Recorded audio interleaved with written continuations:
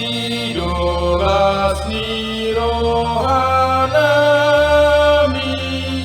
lama muji-muji ho dang besi toruan nami alana dumate ho dukon ni mangolu ho nungaringan tong dinami siang hangolu ami alahamonangami.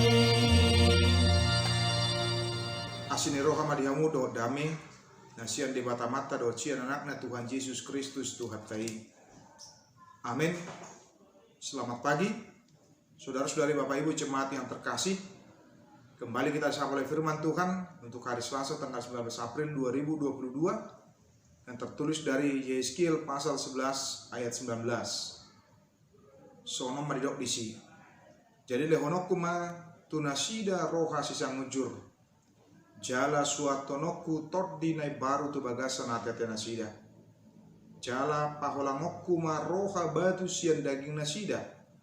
Jala lehonokku matu nasida roha sibuk. Aku akan memberikan mereka hati yang lain dan roh yang baru dalam batin mereka. Juga aku akan menjauhkan dari tubuh mereka hati yang keras dan memberikan mereka hati yang taat. Demikian bunyi firman Tuhan. Saudara-saudari, Bapak Ibu jemaat yang dikasihi oleh Tuhan Yesus Kristus, kalau kita bisa melihat nats ini, satu situasi kondisi yang saling berbeda, yaitu antara hati yang taat dengan hati yang membatu.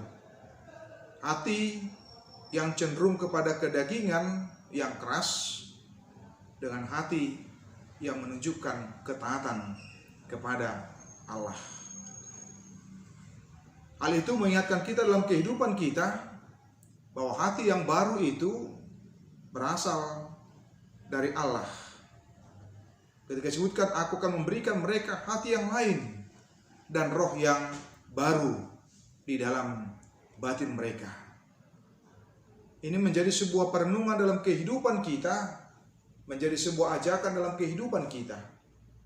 Ketika kita ingin dengan hati yang baru, maka kita haruslah membuka hati kita, membuka diri kita, membuka kehidupan kita, supaya roh Tuhan yang masuk ke dalam kehidupan kita, sehingga demikian hati kita boleh diubahkan, yang dari dulunya kecenderungan kepada kedagingan, kemudian berubah menjadi ketaatan, ketundukan kita kepada Tuhan di dalam kehidupan kita sebagai orang yang percaya. Lihatlah bagaimana kehidupan seorang Saulus yang akhirnya menjadi Paulus, yang betul-betul keras hatinya, tetapi kemudian diubahkan oleh Tuhan. Yang awalnya begitu penuh dengan kemarahan, kebencian, tetapi kemudian diubahkan menjadi sosok yang ramah yang dipakai oleh Tuhan untuk boleh memberitakan Injil. Itulah hati yang lain, yang berarti menunjukkan perubahan di dalam diri, dalam hati seorang Paulus yang awalnya Saulus. Demikian juga pula kita dalam kehidupan kita. Bagaimana kita diingatkan oleh Tuhan dalam nats ini supaya kita menerima hati yang lain. Izinkan Allah untuk melakukan transplantasi hati di dalam kehidupan kita. Transplantasi secara rohani, mengubahkan hati kita, mengubahkan diri kita, mengubahkan hidup kita dengan menunjukkan ketaatan. Tidaklah mungkin kehidupan kita berubah tanpa menunjukkan ketaatan dan tanpa kita mengizinkan Dia untuk masuk ke dalam kehidupan kita, ke dalam diri kita, sehingga dengan demikian kita bersedia dan mau untuk taat dan setia kepada Dia.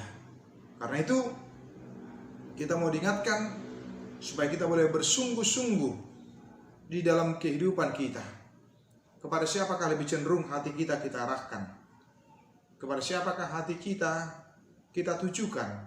Apakah kepada Tuhan atau justru sebaliknya?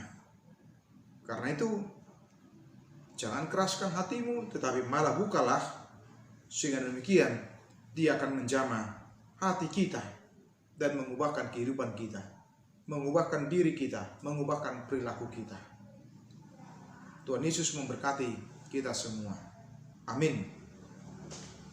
Kasih karunia dari Tuhan Yesus Kristus serta kasih setia Allah Bapa dan persekutuan Roh Kudus memberkati dan menyertai kamu sekalian hari ini, esok, dan sampai selama-lamanya.